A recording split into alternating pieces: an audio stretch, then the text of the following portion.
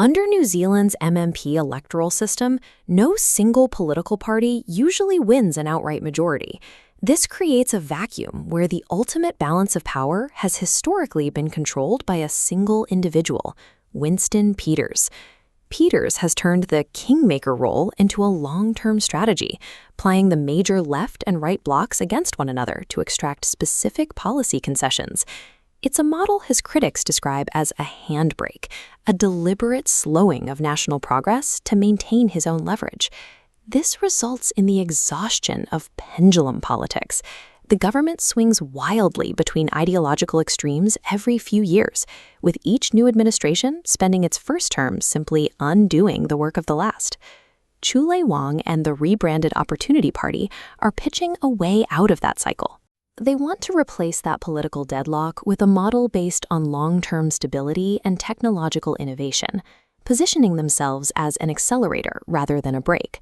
But an accelerator requires a massive increase in power. To achieve it, Wang's platform proposes a total demolition of the current tax and welfare systems to clear the way for a new economic foundation. They are running on a total overhaul of the state's internal mechanics, aiming to completely replace the political engine that has driven the country for the last 30 years. The first half of this new engine targets the nation's obsession with property.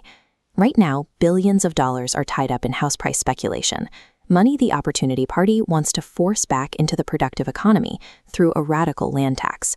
The math is precise: a 1.75% annual tax on all urban land, while rural land would be taxed at 0.5%. This broadens the tax base significantly, generating an estimated $28 billion in new annual revenue. That revenue pool funds the second half of the engine, the citizens' income. This is an unconditional $20,000 annual payment delivered tax-free to every adult resident in the country. Because this payment is universal, it allows the government to entirely scrap 5 existing targeted welfare benefits. The goal is to eliminate the layers of bureaucratic red tape and invasive means testing that currently define the social safety net.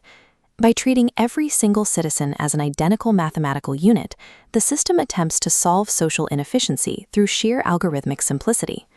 On the surface, the numbers look like a win for most of the country. Projections suggest that roughly 70%. This chart shows the primary driver of that support. The combination of the UBI and new tax brackets means anyone earning up to $60,000 effectively pays zero income tax. The funding for this comes almost entirely from the top 10% of earners, specifically those holding the largest and most expensive property portfolios in the country.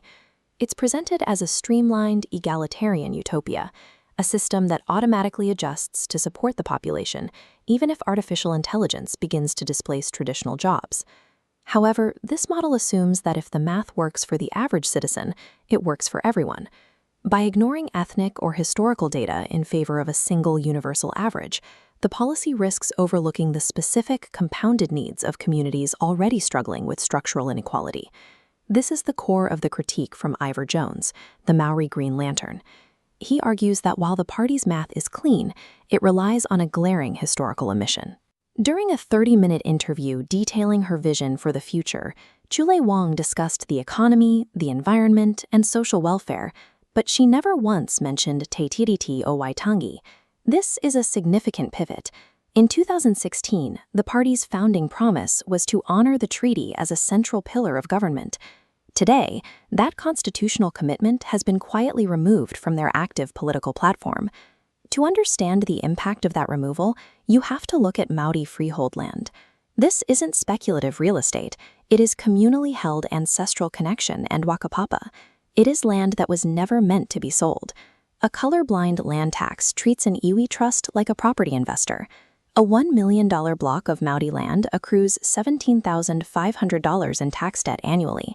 Deferred 15 years, that $262,000 liability creates a mechanism that eventually forces a sale. A tax designed to stop property speculation effectively becomes a 21st century tool for the ongoing confiscation of Maori land through a different set of paperwork. The same logic applies to the $20,000 citizen's income. Replacing targeted welfare with a flat rate that they admit is not enough to live on, the policy effectively erases support based on individual lived needs. This version of equality ignores the reality of vulnerable whānau, who are disproportionately Māori due to generations of systemic colonial displacement and economic exclusion. We see it in the party's ocean policy, promising to protect the moana for recreational anglers, while offering total silence on Māori customary fishing rights in Kaitiatanga. The Opportunity Party is betting that voters are desperate enough to swap a slow political handbrake for a high-speed accelerator. But an efficient engine that ignores its founding constitutional obligations is still heading for a crash. In this case, the accelerator reaches the breaking point of social and structural inequality much faster.